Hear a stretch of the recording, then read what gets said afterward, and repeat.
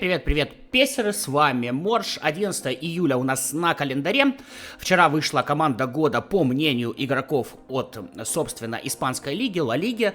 Вчера открывал паки. Сегодня давайте поговорим о прокачке, давайте вообще посмотрим, что здесь за игроки, стоит ли кого-то брать, не стоит ли кого-то брать, и стоит ли вообще кого-то пробовать, даже если этот игрок вам выпал.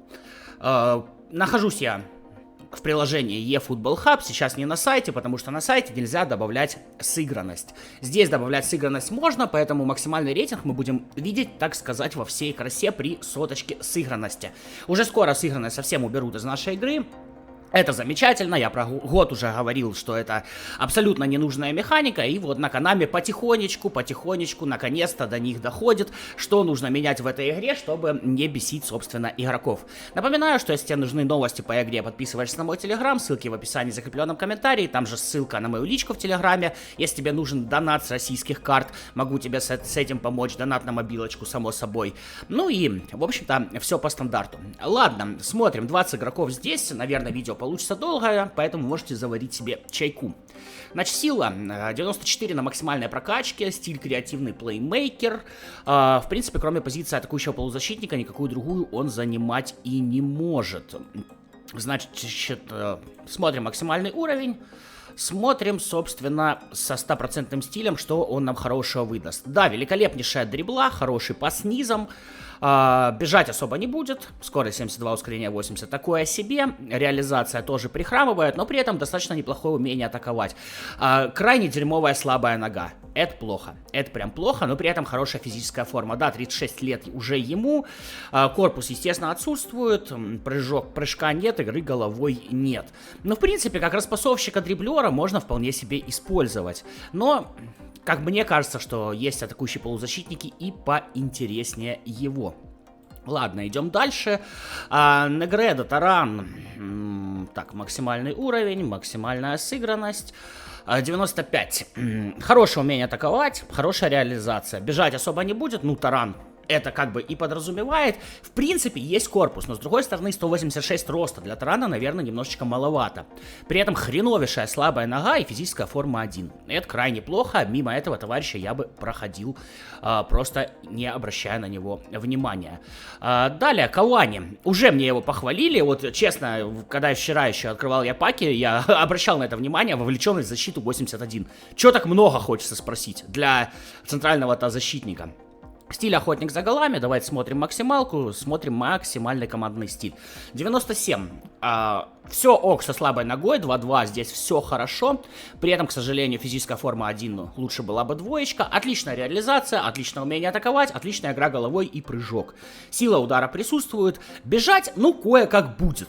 В принципе, скорость 80, ускорение 78, в принципе, будет бежать.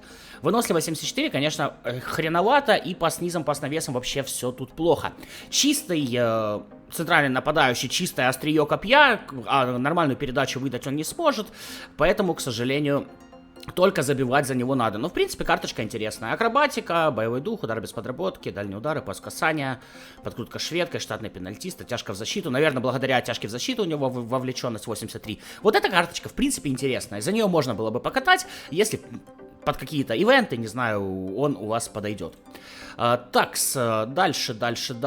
Ракитич, 93, да, максимальный, командный стиль на соточку, покажите, что у него. Такс, великолепный пас низом и пас навесом. Я бы ему скорее сказал, что здесь стиль ему дирижер скорее подходит с таким-то пасом, но он бокс-ту-бокс от штрафной до штрафной. Кое-что умеет защиту, крайне хреново ускоряется, дрибла тоже, ну, не вызывает каких-то вау-эффектов. Но при этом умение атаковать и реализация для центрального полузащитника, в принципе, норм. Кое-что по штрафным, кое-что под подкрутки, сила удара есть. Выносливость 80 для ЦПЗшника, причем бокс-ту-бокса очень маленькая, 80, это будет мало. 2-1 слабая нога, хорошая физическая форма. Ну, не знаю, ребят. Если вообще некого ставить, можно ставить. Но при том, что у нас, допустим, сейчас есть лоботка с номинальных контрактов. Если, допустим, у вас есть Пирло, даже его легендарная версия. Если у вас, допустим, есть Тонали, если у вас есть Модрич, который опорник, то они будут гораздо лучше. Поэтому я мимо этого товарища бы проходил. Пареха, вот это, в принципе, такая копия Модрича, так сказать. Ставим максимальный уровень, выкручиваем командный стиль.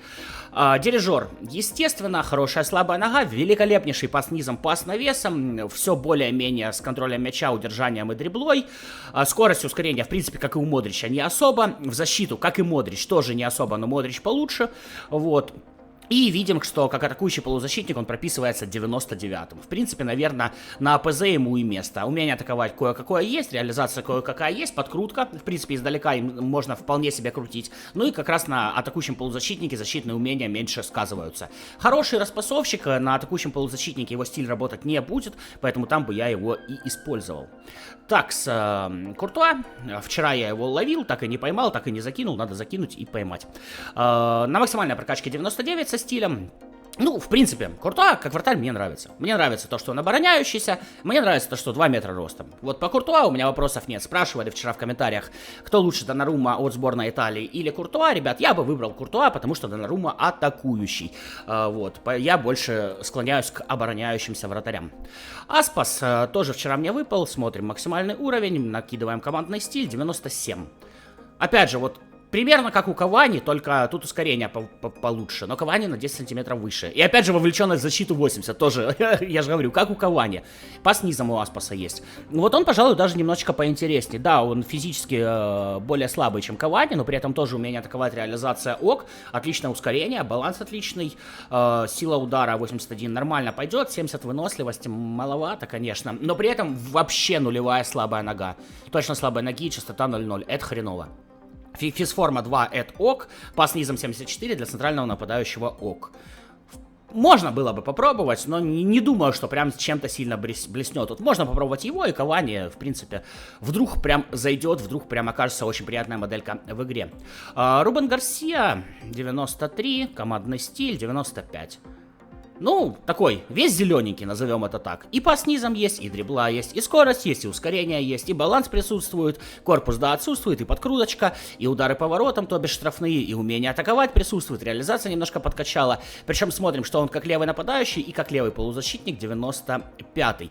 Он специалист по навесам. Играете навесами, вполне себе пойдет. Стиль позволяет, пас навесом 86 нормально, не Бекхэм, конечно, но тем не менее, слабая нога хреновенько, 1-1, ну и хорошая физическая форма 2. Маловато навыков, всего лишь 6, ну, не знаю, проходняк. Наверное, уже в конце 23-й части, когда есть уже 98-е игроки, 99-е, наверное, это проходняк. На старте был бы очень даже хорош. Фикир. Максимальный уровень, командный стиль 98, очень много. При этом очень точная слабая нога, но он ее крайне редко использует. Вот такой вот фикир. Физформа 2 это ок. Дриблер. Ну, что тут еще добавить? Дриблер. Хороший стиль атакующий полузащитник, то есть будет идти вперед, будет открываться. Ускорение пойдет, скорость хотелось бы побольше, сила удара пойдет. Пас низом, пас навесом пойдет. Дрибла великолепно, подкрутка присутствует, баланс тоже присутствует. Даже кое-какой корпус есть, на удивление, при росте 173. Вполне может стать интересной карточкой, и я бы рекомендовал вам его попробовать. При этом он вполне себе может стать в сборную Франции, если вы собираете, так как он француз. Де Пауль, дичайшая универсальность, сразу отмечаем у Де Пауля, стиль атакующий полузащитник и позиция центральный полузащитник, но скорее я бы качал его именно под атакующего, выставляем атакующий и накручиваем командный стиль, потому что, ну, этот стиль нужно использовать на АПЗ. Итого мы получаем теоретически 99-го АПЗшника. Почему теоретически? Ребят, уже много раз говорил, не работает правильно в игре просчет рейтинга по статам. Я считаю, что Konami специально это делает, потому что многие карточки они делают так, что потом у людей возникнут очень сильные вопросы. А зачем вообще открывать бигтаймов, эпиков и всякое прочее, если карточки из селекции команды недели порой лучше и на несколько голов, если их ставить не по позиции, качать не по позиции. Поэтому я считаю, что Konami специально не делает хороший просчет статов, чтобы этих вопросов, так сказать, избежать. Итого, имеем Шикарный пас низом, шикарная дрибла, пас навесом даже присутствует, умение атаковать есть, реализация, ну, хотелось бы больше, конечно, при этом подкрутка, бежать будет, скорость ускорения пойдет, в защиту не умеет, но мы его под АПЗшника качали, баланс есть, выносливость есть, универсальный товарищ. На правого атакующего и левого полузащитника, стата 99, я бы его с удовольствием использовал, но мне он, по-моему, вчера тоже не выпал, а можно его под мой мадридский Атлетико, в принципе, взять. Отличная слабая нога, физическая форма 2 отлично, вот его рекомендую, так сказать. Альваро Гарсия, тут всего вообще 91, 94 со стилем. Бегунок, бегунок. Хотя при этом и умение атаковать, если реализация... Да, абсолютно отсутствует пас, он должен быть чистым завершителем. Великолепная скорость ускорения, баланс. Умение атаковать пойдет для левого нападающего. Но реализацию, конечно, хотелось бы побольше. При этом хреновейшая слабая нога и обычная физическая форма. 168 роста, да, корпуса там, конечно, не будет. 3 навыка всего. Но здесь вот количество навыков, наверное, все портит. Хотя чисто как бегунка, наверное, можно использовать. Но я бы не стал. Я бы не стал, потому что есть явно поинтереснее. Опять же, у нас уже конец, блин, 23-й части. Далее, Брейтвейт. Бывший игрок Барселоны, да. Максимальный уровень, командный стиль 94. Ну, тут... Не знаю, наверное, все проходняково. Естественно, он деревяха, дриблы не будет. Пас отсутствует. То есть есть умение атаковать, есть реализация, есть скорость, есть ускорение в целом. Сила удара нормально, прыжок нормально. Корпус кое-какой. Ну, короче, абсолютно средняковый товарищ. При том, что отвлекающий, он как бы должен растягивать защиту противника, делая свободные зоны для партнеров по нападению. Но при этом, если партнер по нападению заходит в эту свободную зону, то, наверное, отвлекающий должен еще и мочь ему передачу отдать. Вот. Но по снизам 67, я не думаю, что он особо это может. 2 навыка. Сразу нет, все. Брэдвейта можно просто как легендарного товарища у себя в команде держать, но, конечно, играть я им вам не советую. Отличная слабая нога, здесь ничего не скажу. Ну, такое себе. Так, Брэдвейт. Далее, Масип, вратарь. Ну, здесь...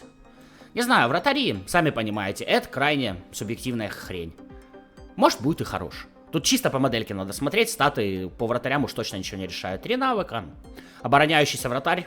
Но при этом Куртуа, извините, 199. Ему явно лучше прыгать по углам, чем при росте 180. Так, идем дальше. Уильямс, центральный нападающий. И здесь мы тоже получаем такого жесткого бегунка. Пас особо отсутствует, дрибла особо отсутствует, но при этом дичайшая скорость ускорения, отличное умение атаковать, реализации хотелось бы побольше. Но корпус, сила удара, прыжок, это у нас все есть. Игра головой, кстати, не очень. Выносливость пойдет, баланс тела тоже присутствует. Сколько навыков? Навыков 6. Маловато. Удар с подсечкой, удар без подработки. А как эластика, дальние удары, хитрость, подкрутка шведка. Да, конечно, 6 навыков, это печально. Но именно чисто как быстрого нападающего можно вполне себе использовать. При том, что он быстрый, он будет жестко вырываться вперед. И, в принципе, реализация 83 вполне себя будет оправдывать, когда вы выходите уже 1 на 1, чуть ли не впритык к воротам. Далее, Гутти. Только не тот Гутти, о котором все подумали. Что у нас здесь? Центральный полузащитник 93. Подкрутки нет, ударов, поворотов нет. Хотя у многих центральных полузащитников они как раз есть. Умение атаковать нет, реализации нет. Кое-что умеет защиту, кое-как бегает, кое-как дриблит, кое-как пасы отдает. Не знаю, как по мне проходняк. 2 навыка, точно проходняк. Вообще, даже не пытайтесь. Даже не пытайтесь использовать эту гадость. Унал. Центральный нападающий, максимальный рейтинг, командный стиль. 95-й. Дрибла тоже отсутствует. Есть реализация, игра головой, штрафные, подкрутка. Отличная сила удара. При этом стиль лис у ворот. Ну, не знаю. Хреновейшая слабая нога. Не, этого товарища я бы не использовал. Но при этом 6-7. 7 навыков. 7 навыков. Да не. Пожалуй, ну, вот так вот глядя. Типа, от лиса ждешь умение атаковать 90+, реализацию 90+. Вот. И, наверное, корпус. Потому что лис, ну, все-таки должен отыгрывать корпусом и врываться вперед. Не, Унала бы я прошел мимо. Так, Дани Родригес, 91 у нас без командного стиля, 93 с командным. Ну, скорость ускорения, да. Выносливости мало для ЛПЗшника. Пас низом, пас навесом, ну не вау. Дрибла, ну не вау. Умение атаковать хорошее для ЛПЗшника. И, в принципе, он как правый нападающий, наверное, больше идет, да. Что у него по стилю? Креативный плеймейкер. Не, мимо этого товарища я бы тоже проходил. Навыков Навыков 7, но, в принципе, опять же, конец 23 части, навыков надо 10. Дальше, кто это у нас такой? Робертон, атакующий полузащитник. Под АПЗ давайте его и качнем, раз стиль у нас позволяет. Ну и командный стиль тоже накинем. 96-й АПЗшник он выходит, чисто по статам. Бежать будет, сила удара есть. Отсутствует корпус, но присутствует баланс, выносливость. Есть подкрутка, есть пас навесом, есть пас низом, есть дрибла. Отличная слабая нога, но обычная физическая форма. В принципе, можно было бы попробовать. Вот реально, можно было бы попробовать. И дриблить будет, и пас низом отдаст. Бежит более-менее. Реализации, конечно, хватать немножко не будет, если будет выходить на ударные позиции. Но умение атаковать есть, сила удара есть. По навыкам 3, еще 3, 9. 9 навыков тоже очень даже достаточно, то есть всего одного до десяточки не хватает. Как по мне, можно попробовать, может оказаться достаточно неплохим товарищем. Далее Эрнандес, левый защитник. Накидываем командный стиль, 92. Ну, достаточно неплохо умеет защиту, ну и стиль обороняющийся защитник, который я, в принципе, люблю. Плохая слабая нога, скорость отличное ускорение, такое себе, выносливость. Пас низом присутствует. Ну, в принципе, для обороняющегося защитника неплохо. Агрессии можно было бы немножечко побольше. Вот. В остальном, ну, можно чуть по-другому статы раскидать. Я, в принципе, опять же, вот как я люблю обороняющихся вратарей, так я люблю обороняющихся защитников. Поэтому этого парня я, наверное, вполне себе попробую. Мне он бы вроде бы выпал. Ну и последний Гави. Значит, центральный полузащитник, атакующий полузащитник он может быть. И его качал я бы тоже, ребят, под АПЗ. Добиваем командный стиль, получаем 99-го атакующего полузащитника. Отличная слабая нога 2-3. Ускорение супер, баланс супер, дрибла супер, пас низом супер. Пас навесом есть, реализация есть. Ну, кое-какая, да. Умение атаковать кое-какое есть. Подкрутки будет ему, пожалуй, немножечко не хватать. А так карточка очень даже хороша. Плохо, что физическая форма 1. Хотелось бы, конечно, больше. Хотелось бы стабильную. Естественно, 10 навыков. Сами понимаете, Барселона, все дела. Вот его я вам рекомендую. Кстати, есть другие версии Гави. Давайте и глянем, что у нас здесь. Такс, что у нас здесь? Потенциал 93, 94, 96, 95, 93, 94, 92. Но 96, как я понимаю, это был... да, это был Big Time. 96-й был Big Time, а этот у нас 95-й. Ну, короче, вполне себе стоит его брать. Качайте... Можете и под центрального полузащитника прокачать, тогда по снизам, по навесам еще будет лучше. Вот. Но я бы качал под атакующего полузащитника, мне кажется, ему там самое место. Вот такие игроки вышли у нас вчера. Мое мнение вы услышали. Ваше мнение можете написать, тем более со вчера уже вы умудрились их точно кого-то из них попробовать. И, возможно, если вам кто-то прям дико понравился, пишите об этом в комментариях. Я думаю, другие люди могут прочитать и, собственно, воспользоваться вашим советом и поиграть за каких-то интересных игроков, которые не очевидны, но при этом в игре окажутся очень даже клевыми. Спасибо, что смотрели. На этом, ребят, буду прощаться. Ссылки на Telegram в описании закрепе. Ссылка для доната точно там же. Спасибо, спасибо, спасибо, спасибо. С вами был Морж. До новых встреч. Пока, пока.